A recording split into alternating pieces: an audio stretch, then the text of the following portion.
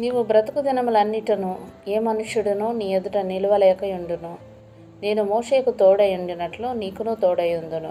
నిన్ను విడువను, నిన్నెడబాయను. నిబ్బరము కలిగి ధైర్యముగా నుండుము. ఆమేన్. Praise the Lord. ఈరోజు దేవుని వాగ్దానము. తేదీ ఏప్రిల్ 7, 2026. యెహోషువ గ్రంథం 1వ అధ్యాయం 5-6 వచనములు. నీవు బ్రతుకు దినములన్నిటను ఏ మనుష్యుడును నీ ఎదుట నిలువలేకయుండును.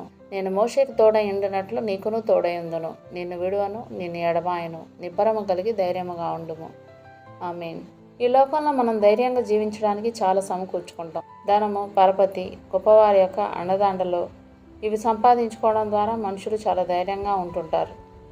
ముఖ్యంగా ధనం కూడబెట్టుకున్న వారు చాలా నిశ్చింతగా ఉంటారు. బ్యాంకులో ఎంత డబ్బు ఉంటే అంత ధైర్యంగా ఉంటారు. లోకాసువార్త 12వ అధ్యాయం 19వ వచనంలో రాయబడినట్లు, మనుషులు, నా ప్రాణమా, అనేక సంవత్సరాలకు విస్తారమైన ఆస్తి నీకు సమకూర్చబడి ఉన్నది. సుఖించుము, తినుము, త్రాగము, సంతోషించుము అని చెప్పుకొనుచు చాలా ధైర్యంగా ఉంటారు.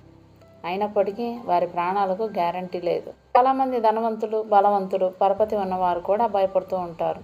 అయితే దేవుని బిడ్డలుగా ఉన్నవారు పేదవాళ్ళైనా, బలహీనులైనా, పరపతి లేనివారైనా దేవుణ్ణి బట్టి చాలా ధైర్యంగా ఉంటున్నారు. ఎందుకంటే దేవుడు పక్షపాతి కాడు. ఆయన మీద ఆధారపడిన ప్రతి ఒక్కరిని ఆయన ప్రేమిస్తాడు. ఆయన యెహోషువని ఎంతగా ప్రేమించి, నీవు బ్రతుకు దినములన్నిటను ఏ మనుష్యుడు నీ ఎదుట నిలవలేకయుండును. నేను మోషేకు తోడయుండినట్లు నీకును తోడయుందును.